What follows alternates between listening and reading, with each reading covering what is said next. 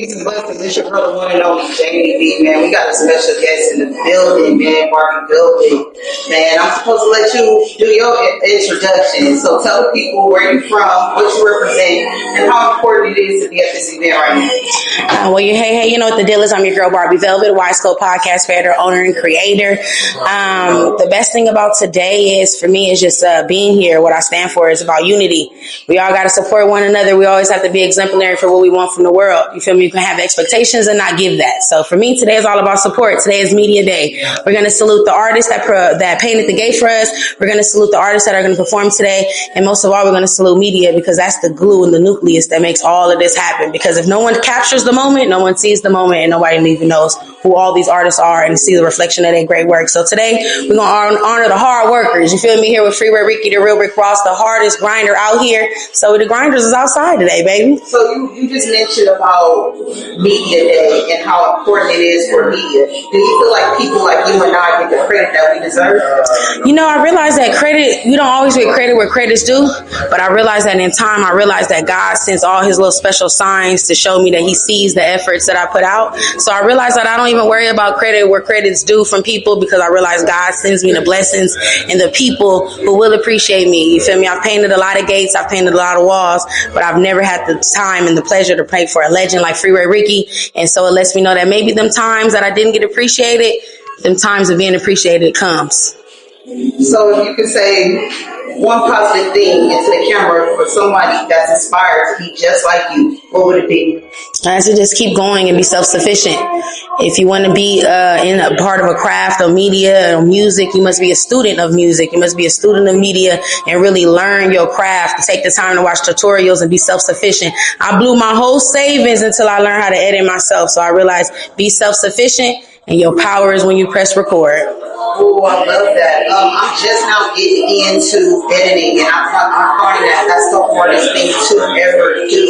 I took a lot of losses. Have you ever interviewed someone that was so special and you messed up on that interview?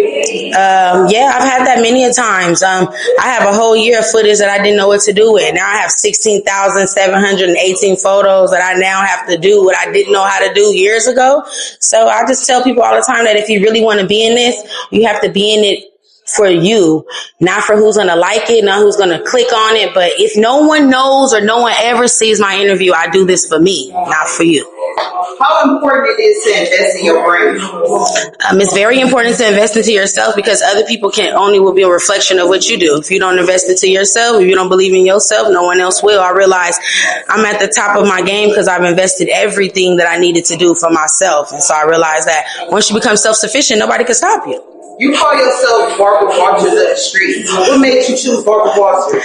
Because I feel like I'm Barbara Walters of the streets, because I worry about quality over quantity. I ask people real questions of where their origin is for music, and I feel like Barbara Walters, she stuck to what was important. She stuck to causes that really mattered. And so for me, you can't come on my platform talking about nobody else. You got to stand on business. You got to be able to talk about yourself.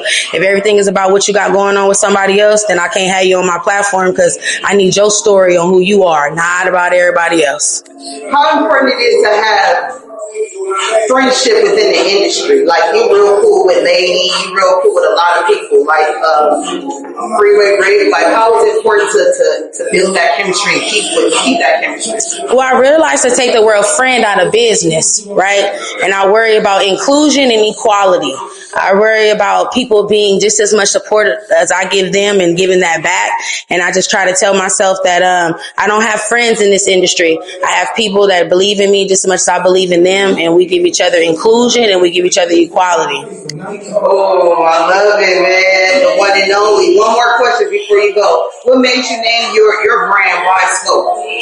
Because I wanted people to take a bigger look at the picture instead of just looking at things narrow-mindedly, to look at life as a wide scope. So for me, I call it Wide Scope Podcast Radio, because I'm looking at life on a wide scope.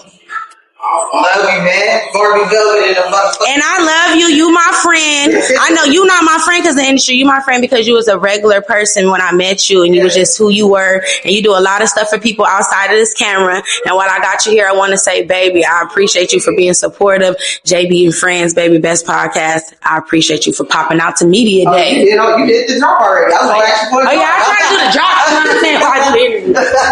JamiB and Friends podcast.